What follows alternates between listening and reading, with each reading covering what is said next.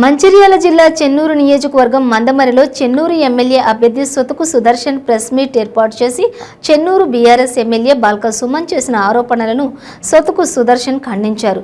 గత 2 రోజుల క్రితం బాల్క సుమన్ చెన్నూరు బహిరంగ సభలో వేదికపై మాట్లాడుతూ కాంగ్రెస్ పార్టీ వాళ్ళు అంతా మనవాళ్లే, అక్కడక్కడ కాంగ్రెస్ కార్యకర్తలను అదొకటి ఇదొకటి అంటున్నారు, వారిని మనం ఏమీ అనవద్దు, వారంతా మనవాళ్లే, 4 రోజులు ఆగితే అంతా మన పార్టీలకు వస్తారని బోర్లకుంట వెంకన్న రాలేదా, అలాగే వాళ్ళు కూడా వస్తారన్నారు అంటూ ఎమ్మెల్యే చేసిన ఆరోపణలు మానుకోవాలని చెన్నూరు ఎమ్మెల్యే అభ్యర్థి సోతుకు సుదర్శన్ అన్నారు. నీతి నిజాయితీగా ఉన్నటువంటి మా కార్యకర్తలపై నాయకులపై లేనిపోని ప్రచారాలు చేయటం మానుకోవాలని చెన్నూరు ఎమ్మెల్యే అభ్యర్థి సోతుకు సుదర్శన్ అన్నారు. ఈ కార్యక్రమంలో సేవాదళ్ జిల్లా ప్రెసిడెంట్ ఎండి ఆఫీస్, జిల్లా వైస్ ప్రెసిడెంట్ ఎండి పాషా, మాజీ ప్రధాన కార్యదర్శి కడారి వీరస్వామి, ఆలం శంకర్, టౌన్ మాజీ వైస్ ప్రెసిడెంట్ సోతుకు రాజయ్య, పట్టణ మాజీ వైస్ ప్రెసిడెంట్ గుండవేని నాగయ్య, కాంగ్రెస్ నాయకులు తదితరులు పాల్గొన్నారు. గత 2 రోజుల క్రితం బాల్క సుమన్ గారు, చెన్నూరు ఎమ్మెల్యే గారు అయినటువంటి సుమన్ గారు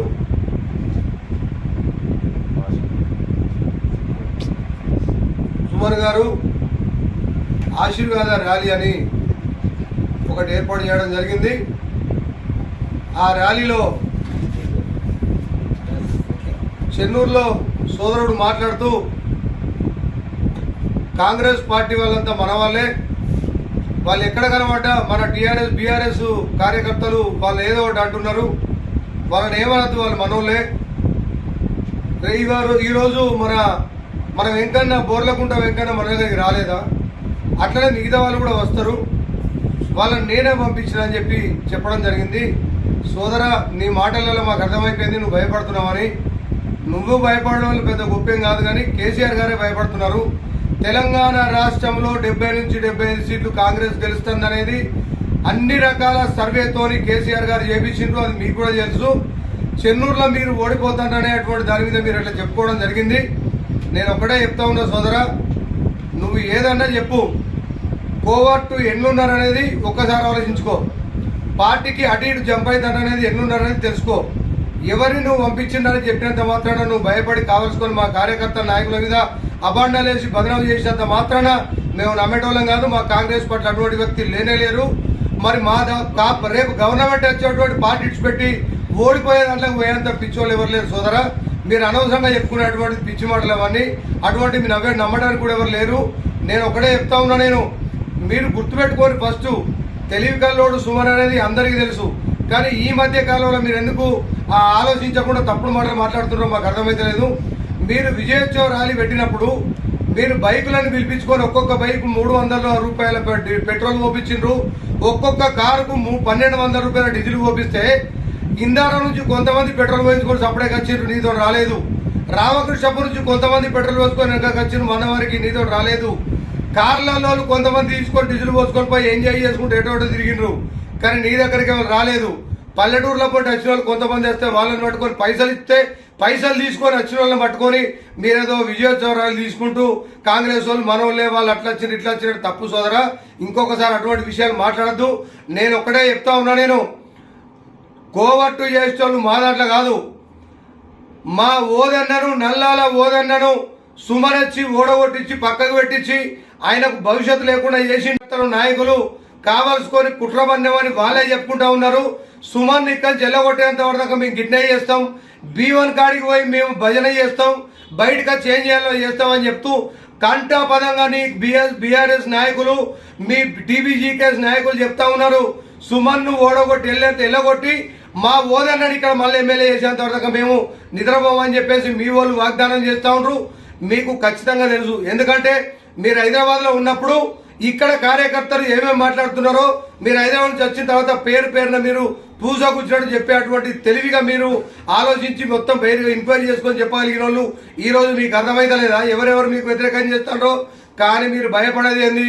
ఇప్పుడు లంగ అయినా, దొంగ అయినా, దోపిడిదారైనా, భూ కబ్జాదారైనా భూములు గుంజుకుంటాడైనా సరే వాడిని ఏమన్నా అంటే నాకు ఇబ్బంది అవుతుంది, వాళ్ళని ఇప్పుడు ఏమనద్దని చెప్పేసి మీరు వాళ్ళని పెంచిపోస్తూ సాధ్యతంటారని చెప్పేసి ప్రతి ఒక్కరికి తెలుసు. ఈ రోజు చేస్తలేరా నీ వాళ్ళందరూ పెట్టి ఒకటి జనతా గ్యారేజ్ అని ఒకటి పెట్టి గవర్నమెంట్ భూములు దొప్పుకొని వేరే వాళ్ళ భూములు తీసుకొని రైతుల భూములు తీసుకొని ఎక్కడెక్కడ భూములను తీసుకొని కబ్జాలు చేసుకుంటూ ఈ రియల్ ఎస్టేట్ పెట్టుకుంటూ చేసినటువంటిది మొన్నటికి మొన్న ఈ 2-3 సార్లు కూడా మరి పిఓ గారు మా ఊట్నూరు నుంచి వచ్చినటువంటి పిఓ గారు ట్రైబల్ కోర్టు నుంచి వచ్చి ఈ సర్వే చేసే సందర్భాలు లేవా? 2 కోర్టులలో మీ వాళ్ళు రెండు సార్లు నెలకు 2 సార్లు కోర్టుకు పోయేది మీకు తెలియదా? ఎక్కడ భూకబ్జా చేస్తారో మీకు తెలియదా? వాటిని అరికట్టాలి అని మేము మీకు చెప్తా ఉన్నాం. మీరు ఓడిపోతారా గెలుతారా మాకు సంబంధం కాదు, అది ప్రజలు ఓటర్లు తీసుకుంటారు. కానీ మీకు చెడ్డ పేరు మీరు ఎట్లా తెచ్చుకుంటారు లాస్ట్ టైం కంటే మీరు లంగలం దొంగలను పెంచి పోషిస్తారు. అది బంద్ చేసుకోండి, డెవలప్మెంట్ కార్యక్రమాలు చేయండి అని చెప్పినాం. మేము వినలేదు. మందవారి మార్కెట్లకు ఆర్టీసీ బస్సు వస్తలేమని చెప్పినాం, మీరు వినలేదు. రైల్వే స్టేషన్లకు ట్రైన్లు వస్తలేమని చెప్పినాం, వినలేదు. మందవారి మున్సిపాలిటీ పెట్టివని చెప్పినాం, ఎలక్షన్లు వినలేదు. లెదర్ పార్క్ పెట్టివని చెప్పినాం, వినలేదు. సింగరేణి కార్మికులు ఇబ్బంది పడుతున్నారని చెప్పినాం, వినలేదు. ఎవరైతే కార్మికులు దిగిపోతూ వాళ్ళ కొడుకులకు ఉద్యోగాలు పెట్టారంటే 6 నుంచి 7 లక్షల రూపాయలు లంచం పెట్టే పరిస్థితి మీ టీబీజీకేఎస్ యూనియన్ ద్వారా నడుస్తూ ఉన్నది. అది మీకు అర్థమైతలేదా? కార్మికులు నీ మనుషులు కాదా? నీ కోటేయలేదా? రైతులు నీ మనుషులు కాదా? నీ కోటేయలేదా? ప్రజలు వ్యాపారస్తులు నీ మనుషులు కాదా? నీ కోటేయలేదా? వాళ్ళు గమనించండి భాయ్ సాబ్. మీరు ఒక్కటే వాళ్ళ అల్లకి వచ్చిండ్రు కాంగ్రెస్ వాళ్ళు మనోళ్ళే అంటే ఓకే రైట్, కాంగ్రెస్ వాళ్ళు అంటే సంతోషమే. ఎందుకంటే ఒకప్పుడు నీ ముఖ్యమంత్రి కేసీఆర్ కాంగ్రెస్ వాడు కాబట్టి ఆ ప్రేమతో అంటారేమో కావచ్చు, కానీ ఎవరు కూడా బుద్ధి తక్కువ ఇక్కడ రారు. ఒకవేళ మా వాళ్ళు ఎవరన్నా వచ్చే పరిస్థితి ఉంటే రైతు డిక్లరేషన్ అప్పుడు అక్కడ వరంగల్లో మా నాయకుడు రాహుల్ గాంధీ గారు చెప్పిండ్రు, ఎవరైనా బీఆర్ఎస్ కానీ లేకపోతే బీజేపీకి కానీ తొత్తులాగా ఉండేటోళ్ళు ఉంటే మర్యాద పూర్వకంగా వెళ్ళిపోవచ్చు అని అప్పుడే చెప్పిండ్రు. ఒకవేళ అటువంటి వాళ్ళు ఉంటే కర్రు కాల్చి ఎక్కడ పెట్టానో రాహుల్ గాంధీ గారు రేవంత్ రెడ్డి గారు కర్రు కాల్చి పెడతారు. ప్రజలు కూడా మీ టీబీజీకేఎస్ వాళ్ళకు మీ బీజేపీ బీఆర్ఎస్ వాళ్ళకు రాష్ట్రంలో మరి ఇక్కడ ఉన్నటువంటి చెన్నూరు నియోజకవర్గంలో కర్రు కాల్చి పెట్టే పెడతారు. ఓటర్లు డిసైడ్ చేస్తారు.